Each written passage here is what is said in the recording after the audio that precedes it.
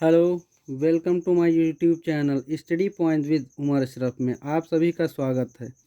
आज हम लोग सीटेट एग्ज़ाम 2022-23 पर्यावरण ईवीएस पेडागोजी की बहुत ही महत्वपूर्ण 20 प्रश्नों को हल करते हैं। यदि आप चैनल पर नए हैं तो हमारे चैनल को सब्सक्राइब कर लें, जिससे कि हमारे वीडियो आप तक पहुंचते रहें।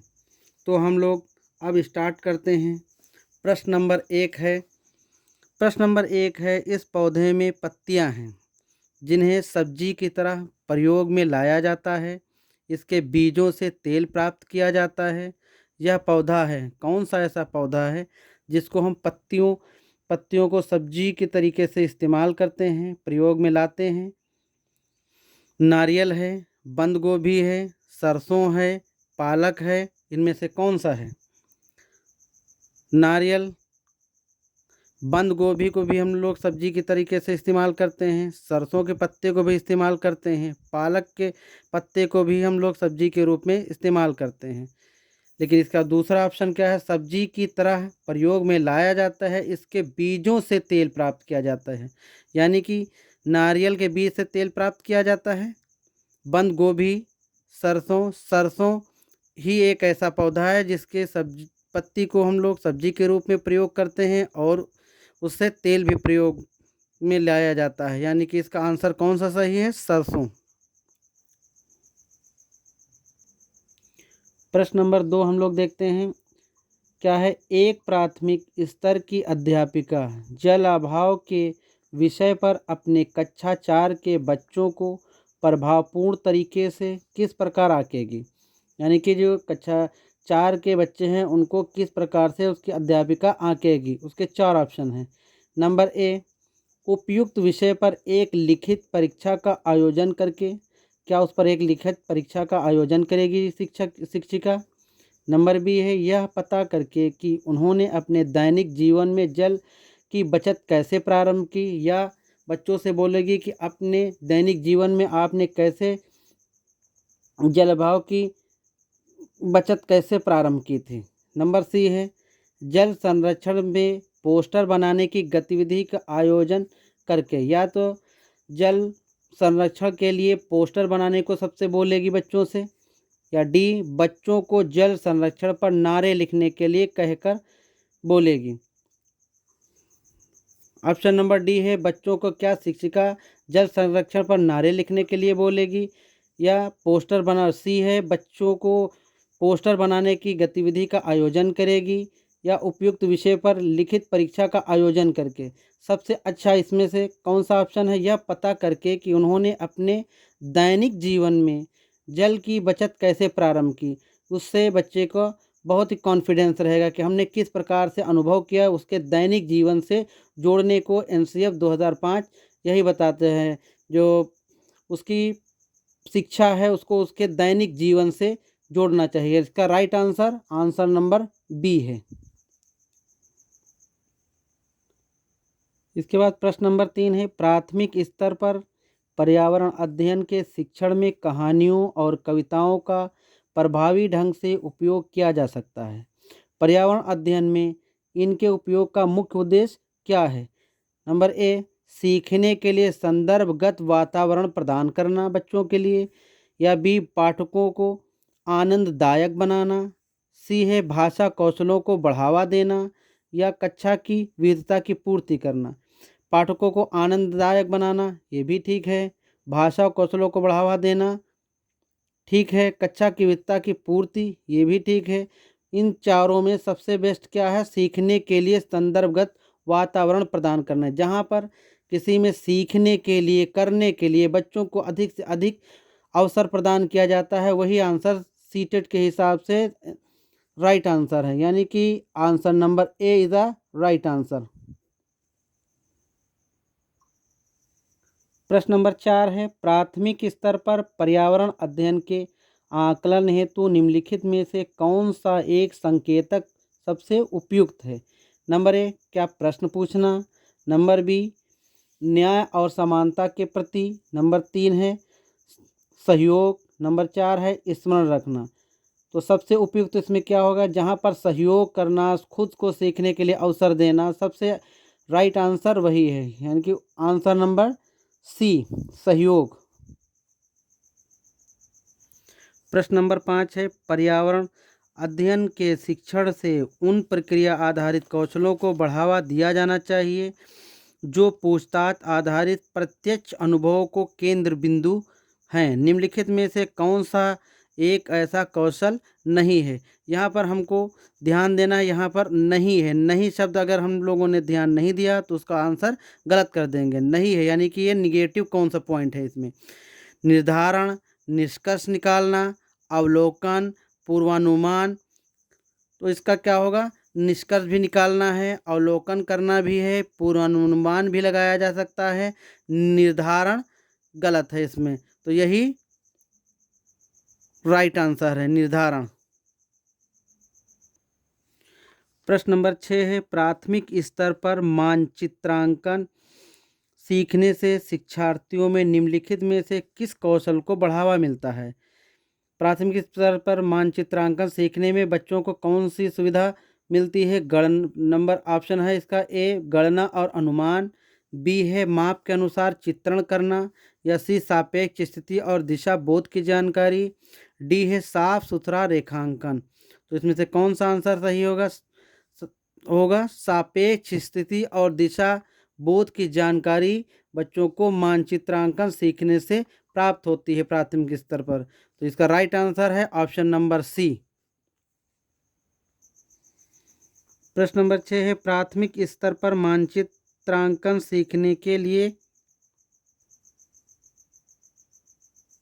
प्रश्न नंबर 7, रीना आम पसंद करती है, वह उन्हें जाड़े के लिए संरक्षित करना चाहती है।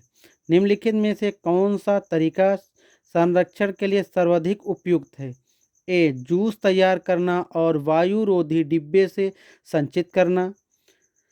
क्या जूस तैयार करना और वायुरोधी जिसमें हवा न जा सके उस प्रकार के डिब्बे में संचित कर देना ये सही है? या बी, प्लास्टिक के थैले में रखना। प्लास्टिक के थैले में रखना तो एकदम गलत है ही है, ये तो यहाँ पर से आंसर कट गया। फिर है रेफ्रिजरेटर में संचित करना, या कि फ्रिज में हम लोग संचित कर सकते हैं, लेकिन फ्रिज में कितने दिन तक संचित करेंगे, इसलिए ये भी राइट आंसर नहीं है। अचार और आम पापड़ बनाना, अगर अचार और आम पापड़ बना लेता है तो बहुत दिनों तक संरक्षित रह सकता है। तो इसका राइट आंसर डी है। प्रश्न नंबर 8 है, पर्यावरण शिक्षण महत्वपूर्ण है क्योंकि ए, यह नागरिक चेतना को बढ़ाती है, बी, पर्यावरण एवं मानव क्रियाओं के अंतः संबंधों को दर्शाती है, सी, बच्चों में उनके परिवेश के विषय में समझ विकसित करती है, या डी, उपरोक्त सभी। तो इसमें हम लोगों को देखना है कौन सा आंसर सही है। यह नागरिक चेतना को बढ़ाती है, ये भी सही है। पर्यावरण एवं मानव क्रियाओं के अंतः संबंधों को भी दर्शाती है, ये भी सही है। बच्चों में उनके परिवेश के विषय में समझ विकसित करती है, ये भी सही। तो इसके क्या है? उपरोक्त सभी आंसर सही हैं। Answer number D is the right answer. प्रश्न नंबर 9 है, ईवीएस शिक्षण अधिगम में कक्षा में प्राप्त अधिगम को विद्यालय के बाहर के जीवन से जोड़ने और उसे समृद्ध करने का तात्पर्य है। क्या तात्पर्य है? ए, पाठ पुस्तकों से बाहर जाना। क्या पाठ पुस्तकों से बाहर जाना है? नंबर बी, वैश्विक पर्यावरण नियमों और चिंताओं को पाठ्य पुस्तक से लिंक करना। नंबर सी है पूर्ण विद्यालय दृष्टिकोण। नंबर डी, पाठ्यचर्या से बाहर जाना। इसमें से कौन सा आंसर सही है? इसमें पाठ्य पुस्तकों से बाहर जाना ये राइट आंसर नहीं है। पूर्ण विद्यालय दृष्टिकोण केवल विद्यालयी दृष्टिकोण को उस पर थोपना ये भी गलत है। पाठचर्या से बाहर जाना पूरी तरीके से ये भी गलत है। क्या है? वैश्विक पर्यावरण नियमों और चिंताओं को पाठ्य पुस्तक से क्या करना है? उसको लिंक करना है, यही इसका राइट आंसर है। इसका राइट आंसर है वैश्विक पर्यावरण नियमों और चिंताओं को पाठ्य पुस्तक से लिंक करना।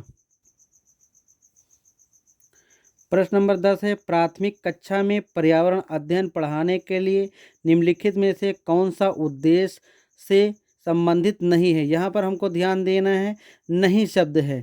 निगेटिव पॉइंट इसमें से छांटना है। ए, विज्ञान के आधारभूत प्रत्ययों और सिद्धांतों को रख कर याद कर लेना। बी, पर्यावरण को खोजने के अवसर प्रदान करना। नंबर सी, अवलोकन, मापन, भविष्य कथन और वर्गीकरण जैसे कौशलों को विकास करना। ऑप्शन नंबर डी है, बहुत ही कमाल, सामाजिक परिवेश के प्रति संवेदनशीलता का विकास करना है।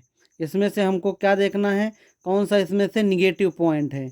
एनसीएफ 2005 की गाइडलाइन के अनुसार जहां पर रटना, याद करना ऐसे शब्दों को निगेटिव मानता है, विज्ञान के आधारभूत प्रत्ययों और सिद्धांतों को रख कर केवल याद कर लेना, यही इसका निगेटिव पॉइंट है। इसका राइट आंसर कौन सा होगा, ए। प्रश्न नंबर 11 है, ईवीएस का संक्षेपण ... अर्थ में प्रयुक्त होता है। कौन सा चीज़ प्रयुक्त होता है। ए है environmental skill, B environmental science, C environmental sources, D environmental studies. तो इसका राइट आंसर ईवीएस का क्या होगा, इन्वायरमेंटल स्टडीज़, यानी कि option number D is the right answer. प्रश्न नंबर 12 है, निम्नलिखित में से कौन सा प्राथमिक स्तर पर पर्यावरण अध्ययन के शिक्षण का उद्देश्य नहीं है। इस पे भी हम लोगों को नहीं शब्द के पर ध्यान देना है, कौन सा इसमें से निगेटिव है। नंबर ए, कक्षा कक्ष में होने वाले अधिगम को विद्यालय के बाहर की दुनिया के साथ जोड़ना, ये तो सही है। बाहर विद्यालय के शिक्षण को बाहर के वातावरण से जोड़ना ही एनसीएफ 2005 की गाइडलाइन के अनुसार है। नंबर बी है, शिक्षक कक्षा कक्ष में कड़े अनुशासन को सुनिश्चित करे। नंबर सी, बच्चों को प्रश्न पूछने के लिए अवश्य प्रेरित करना चाहिए, ये भी सही है। बच्चों को अपने निकटतम परिवेश से परिचय प्राप्त करने के लिए प्रेरित करना, ये भी सही है। एनसीएफ 2005 के अनुसार रटना, याद करना, अनुशासन में रखना, ये सब गलत है। तो शिक्षक कक्षा कक्ष में कड़े अनुशासन को सुनिश्चित करे, ये इसका गलत आंसर है। Answer number be the right answer. प्रश्न नंबर 13 है, प्राथमिक स्तर पर ईवीएस की पढ़ाई का एक प्रमुख उद्देश्य है। ए, विषय की मूल संकल्पनाओं की गहन समझ विकसित करना। नंबर बी, अगले स्तर के अध्ययन के लिए विद्यार्थियों को तैयार करना। केवल अगले स्तर के अध्ययन के लिए तैयार करना, ये उसका उद्देश्य नहीं होता है। कक्षा कक्ष की पढ़ाई को शिक्षार्थियों के विद्यालय से बाहर के जीवन से संबंधित करने में सहायता प्राप्त करना। स्वतंत्र रूप से, नंबर डी है, स्वतंत्र रूप से हस्तसिद्ध क्रियाकलाप को करने का कौशल अर्जित करना। तो सबसे राइट आंसर क्या होगा कि कक्षा कक्ष की जो पढ़ाई है उसको विद्यार्थियों के दैनिक जीवन, विद्यालय के बाहर के जीवन से, उसके रोज़मर्रा के जीवन से बच्चों के संबंधित करने में जो सहायता प्रदान की जाती है, वही उसका मुख्य उद्देश्य है। यानी कि answer number C is the right answer. कक्षा कक्ष की पढ़ाई को विद्यार्थियों के विद्यालय से बाहर के जीवन से संबंधित करने में जो शिक्षक मदद करता है, सहायता करता है, वही उसका राइट आंसर है। प्रश्न नंबर 14, पर्यावरण अध्ययन के शिक्षण हेतु निम्नलिखित में से कौन सा उद्देश्य आवश्यक नहीं है। इसमें भी हमको निगेटिव वाला ध्यान रखना है। ए, आर्थिक और सामाजिक पर्यावरण के प्रति संवेदनशीलता विकसित करना। नंबर बी, विज्ञान के आधारभूत प्रत्ययों और सिद्धांतों को रट कर याद कर लेना। नंबर सी, पर्यावरण के अवसर प्रदान करना। नंबर डी है, अवलोकन, मापन, भविष्य कथन और वर्गीकरण जैसे कौशलों का विकास करना। जहाँ पर कौशल का विकास करना, अवसर प्रदान करना या संवेदनशीलता के लिए समझाना, ये सही है। और कहीं पर है यदि याद कर लेना, रट लेना, वो इसका निगेटिव पॉइंट है। तो विज्ञान के आधारभूत प्रत्ययों और सिद्धांतों को ज्यों का त्यों रट कर याद कर लेना उसका आंसर नहीं है। तो इसका निगेटिव पॉइंट क्या हुआ, आंसर नंबर बी, विज्ञान के आधारभूत प्रत्ययों और सिद्धांतों को रट कर याद कर लेना पर्यावरण अध्ययन के शिक्षण हेतु उसका उद्देश्य नहीं है। तो उसका राइट आंसर क्या है? Answer number B. प्रश्न नंबर 15 है, निम्नलिखित में से कौन सा प्राथमिक स्तर पर विज्ञान शिक्षण का वांछित उद्देश्य है? इसमें से कौन सा विज्ञान शिक्षण का वांछित उद्देश्य है? ए विज्ञान के तथ्यों और सिद्धांतों एवं उसके अनुप्रयोगों को जानना। नंबर बी है प्राकृतिक जिज्ञासा, सौंदर्य परिपक्वता की अनुभूति तथा विज्ञान एवं प्रौद्योगिकी में सृजनात्मकता का पोषण। नंबर सी है ईमानदारी, सत्यनिष्ठा और सहयोग के मूल्यों को आत्मसात करना। नंबर डी है उपरोक्त सभी। तो हम लोग देख सकते हैं ऑप्शन नंबर ए में क्या है? विज्ञान के तथ्यों और सिद्धांतों एवं अनुप्रयोगों को जानना, ये भी इसका सही है। फिर है प्राकृतिक जिज्ञासा, सौंदर्य प्रक्ता की अनुभूति तथा विज्ञान एवं प्रौद्योगिकी में सृजनात्मकता।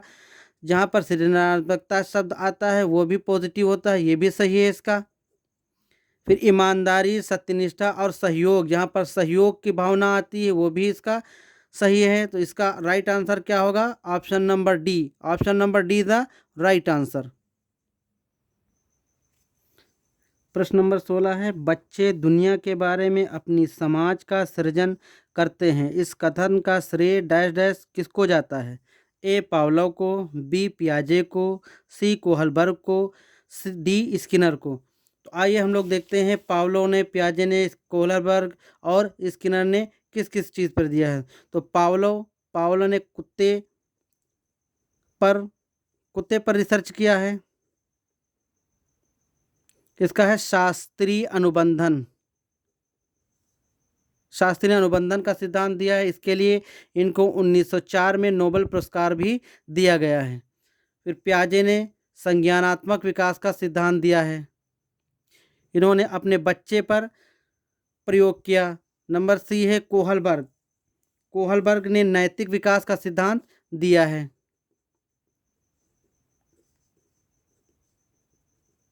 फिर स्किनर ने क्रिया प्रसूत अनुबंधन का सिद्धांत दिया है। स्किनर ने चूहे पर अपना प्रयोग किया था। तो इसका बच्चे दुनिया के बारे में अपनी समाज का सृजन करते हैं, इस कथन का श्रेय किसको जाते हैं? इसका श्रेय जीन पियाजे को जाता है। तो answer number B is the right answer. प्रश्न नंबर 17 है, पर्यावरण अध्ययन की कक्षा में बच्चों को अनुभवों को महत्व देना चाहिए। पर्यावरण की कक्षा में बच्चों के अनुभव को महत्व देना चाहिए, क्योंकि ए बच्चे को अपनी बात बताने में आनंद आता है। नंबर बी इससे बच्चे का आदाई कौशल परिमार्जित होता है। नंबर सी अभिव्यक्ति के कौशल का विकास होता है। नंबर डी विषय को बच्चों के अनुभवों से जोड़ने पर सीखने की प्रक्रिया को बढ़ावा मिलता है। तो option number D is the right answer, क्योंकि एनसीएफ 2005 के अनुसार जहां पर जोड़ना, बढ़ावा देना, अनुभव को बच्चों के जीवन से, किताबी जीवन से, विद्यालय के जीवन से जोड़ना ही सबसे उपयुक्त आंसर होता है। तो विषय के बच्चों को अनुभव से जोड़ने पर सीखने की प्रक्रिया को जो बढ़ावा देना है, यही उसका राइट आंसर। तो option number D is the right answer. प्रश्न नंबर 18 है, पर्यावरण अध्ययन की कक्षा होनी चाहिए। कैसी होनी चाहिए? पाठ पुस्तक पर आधारित कक्षा होनी चाहिए, गतिविधि आधारित कक्षा होनी चाहिए, पाठ पुस्तक में दी गई गतिविधियों पर आधारित कक्षा होना चाहिए, या इनमें से उपरोक्त सभी देख के हम लोग ज़्यादातर समझते हैं कि यही आंसर इसका सही होगा, लेकिन हमको चार के चारों ऑप्शन बहुत ही ध्यान से पढ़ना होगा। फिर से हम देखते हैं, ऑप्शन नंबर ए है पाठ पुस्तक पर आधारित कक्षा। क्या जो कक्षा है वो केवल पाठ पुस्तकों पर आधारित होना चाहिए? ये तो बिल्कुल नहीं होना चाहिए, ये गलत हो गया। फिर सी है पाठ पुस्तक में दी गई गतिविधियों पर आधारित कक्षा होना चाहिए। क्या जो पाठ पुस्तक में गतिविधि दी है वही गतिविधि कराना चाहिए, या उससे अलग कोई हम करा सकते हैं? तो केवल हम पाठ पुस्तक में दी गई गतिविधि को ही नहीं फॉलो कर सकते हैं, वहाँ पर उसकी लोकल जहाँ पर रह रहा है वहाँ की गतिविधि, उसकी परिवेश की गतिविधि या शिक्षक अपने हिसाब से उसकी गतिविधि करा सकता है। तो गतिविधि आधारित कक्षा होना चाहिए, उसमें से पुस्तक आधारित, पुस्तक में या उसके परिवेश से या शिक्षक अपने पास से कोई भी गतिविधि करा सकता है। तो पर्यावरण अध्ययन की कक्षा होनी चाहिए। कौन सा? Answer number B is the right answer, गतिविधि आधारित कक्षा। प्रश्न नंबर 19 है, आधुनिक वैज्ञानिक युग में विश्व की गंभीर समस्या क्या है? आजकल के दौर में वैज्ञानिक युग में सबसे गंभीर विश्व की समस्या कौन सी है? इसमें से देखते हैं। आंसर नंबर ए है गरीबी, बी है पर्यावरण प्रदूषण, सी है बेरोजगारी, डी है भिक्षावृत्ति। तो विश्व की समस्याएं तो ये चारों हैं, गरीबी भी है, पर्यावरण प्रदूषण भी है, बेरोजगारी भी है, भिक्षावृत्ति भी है। लेकिन इनमें से सबसे सटीक आंसर कौन सा है? आधुनिक वैज्ञानिक युग में जो विश्व की सबसे गंभीर समस्या है वो पर्यावरण प्रदूषण ही सबसे गंभीर समस्या है।